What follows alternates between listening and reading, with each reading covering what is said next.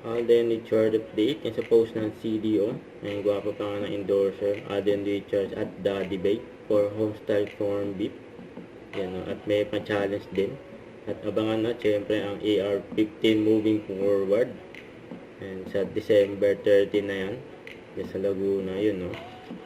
May sold out na nga yung Diamond ticket. Ito yung interview kay Alden. Happy experience for me because parang right now nga that we are in the giving backstage, gusto kong nakakapag-share ng knowledge based on experience. Kailangan, syempre, bago ka mag-start ng negosyo, ready yung capital mo.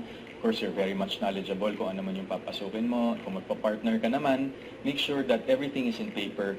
Hindi pwedeng, yun nga yung sinasabi nilang kwentuhan lang, di ba? Parang in principle, dahil porket kaibigan mo or family member, I mean, for both, the protection of both parties, everything should be in paper. We want it to be immersive. We want them to, it's an event of feeling. We want them to feel all sorts of things, you know, the hardships of my journey in the past 15 years, and of course, the happy moments as well, the successful moments. Because yung mga taong involved doon, yung mga taong pupunta doon, parte sila nun. Yan, no? Don't forget to subscribe, click the notification bell for more update. This is Richard Action Live. Stay tuned for more videos. See ya.